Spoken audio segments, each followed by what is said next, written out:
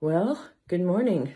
As promised, here are the morning pages 86, 87, and 88. I do them every morning when I wake up, as soon as I wake up.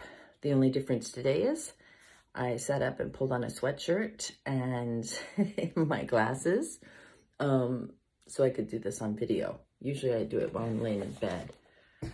So let me do it with you today. Let me turn on the light. I haven't had coffee or anything, so bear with me. Trying to wake up here. I do it right when I wake up and try to get that thinking in line. And then I also do it at my morning meeting. We do it at the end of our meeting. We read it out loud. So, and like I said, some days I cannot read it. So I just turn on the audio. You can get an audio of it on YouTube or a million places. So here it is, page 86, 87, and 88.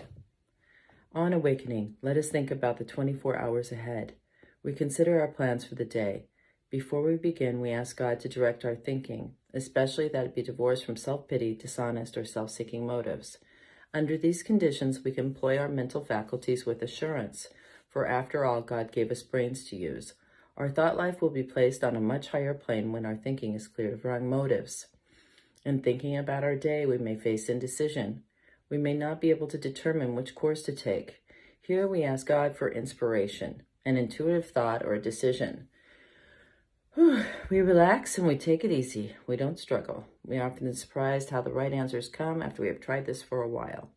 What used to be the hunch or the occasional inspiration gradually becomes a working part of the mind. Being still inexperienced and having just made conscious contact with God, it is not probable that we are going to be inspired at all times. We might pay for this presumption and all sorts of absurd actions and ideas. Nevertheless, we find that our thinking will, as time passes, be more and more on the plane of inspiration. We come to rely upon it. We usually conclude the period of meditation with a prayer that we be shown all through the day what our next step is to be, that we be given whatever we need to take care of such problems. We ask especially for freedom from self-will and are careful to make no requests for ourselves only. We may ask for ourselves, however, if others will be helped. We are careful never to pray for our own selfish ends. Many of us have wasted a lot of time doing that, and it doesn't work. You can easily see why. If circumstances warrant, we ask our wives or friends to join us in morning meditation. That's you, right? Thanks for joining me in my morning meditation. I need coffee, you can tell. If we belong to a religious denomination which requires definite morning devotion, we attend to that also. If not members of religious bodies, we sometimes select and memorize a few set prayers which emphasize the principles we have been discussing.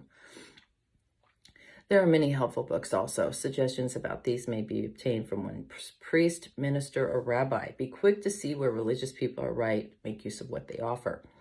As we go through the day, we pause when agitated or doubtful, and we ask for the right thought or action. We constantly remind ourselves we are no longer running the show, humbly saying to ourselves many times each day, "Thy will be done." We are then in much less danger of excitement, fear, anger, worry, self-pity, or foolish decisions. We become much more efficient. We do not tire so easily, for we are not burning up energy foolishly as we did when we were trying to arrange life to suit ourselves. It works. It really does. We alcoholics are undisciplined. So we let God discipline us in this simple way we have just outlined. But this is not all. There's action and more action. Faith without works is dead. The next chapter is entirely devoted to step 12. Those are the morning pages. They teach you how to pray, get your head straight. I don't know. I feel a shift. Like when I'm almost done with them, like, okay, wait a minute. I got it. I can do this. I got to ask God for help, right? Otherwise, I wake up. Then I finish it with the third step and the 7-step prayer. Okay? If you don't know where the third step prayer is, it is on page 63 of the big book. And it goes, God, I offer myself to thee to build with me and to do with me as thou wilt. Relieve me of the bondage of self, that I may better do thy will. Take away my difficulties, that victory over them may bear witness to those I would help, of thy power, thy love, and thy way of life. May I do thy will always. And then I do the 7th step prayer, which is page 76.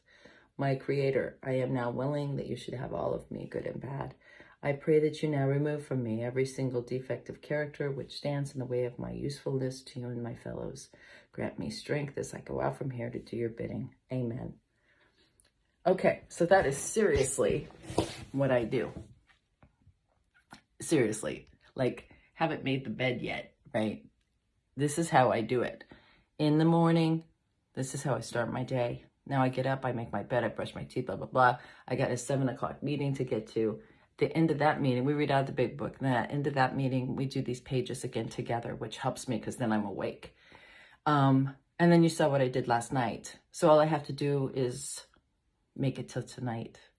I go to a meeting in the morning. I go to a meeting about 5:30, and I help in between. And that is my maintenance program for sobriety. And it works. It really does.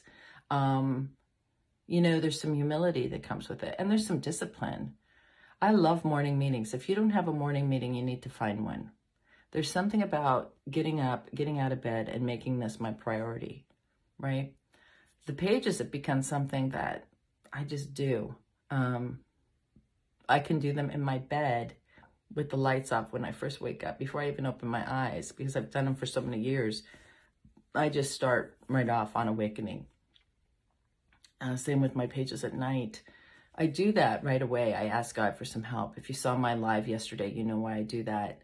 I just need some kind of admission that I need some help. It keeps my ego down, gives me some humility. It's my idea of God. It's just the fact that I'm not God. So that's what I do.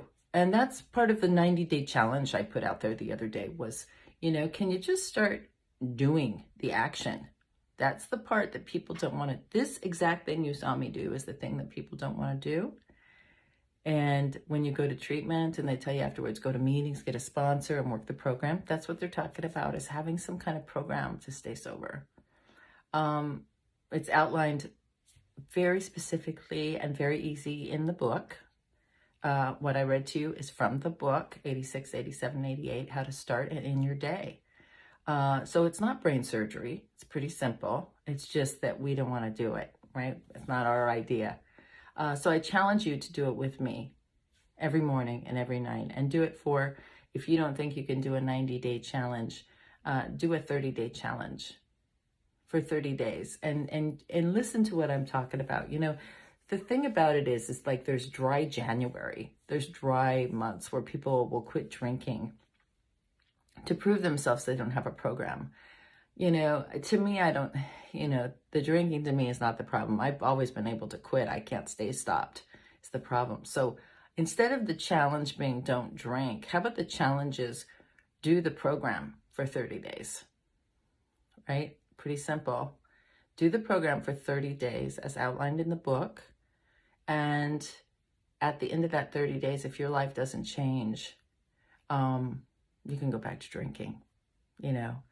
Give it a try. You got to do something different. If you're wondering why you can't stay sober and you're at your wit's end and you can't take it anymore, there might not be any other house on the block to go to. This might be it, you know? If you've been praying for help, maybe this is God telling you, hey, you know, it's in the big book. 164 pages of the big book is your answer. And if it worked for me, it'll work for you. So have a blessed day. I'll see you guys later this morning after I'm up and going. But thank you for joining in my meditation this morning. And I hope that helps give you an idea of, you know, and it's not glamorous and glorious. People think meditation is like, you know, you get this little special room in your house with candles and a little altar. Not me. Mine is, usually I do it in bed still or on the toilet. Or I turn it on while I'm walking around trying to wake up and get some coffee. I turn it on audio and I listen to it. I mean, and that for me is, it's worked. I've been able to stay sober a long time now. So don't make a big deal out of it, okay? People do that. They raise the bar so high. I'm going to get sober and they get 15 fucking books. And it's just too much to maintain. The only book you really need is that big book right now. Okay, so anyway, give it a try. Have a great day, and I'll see you later. Bye.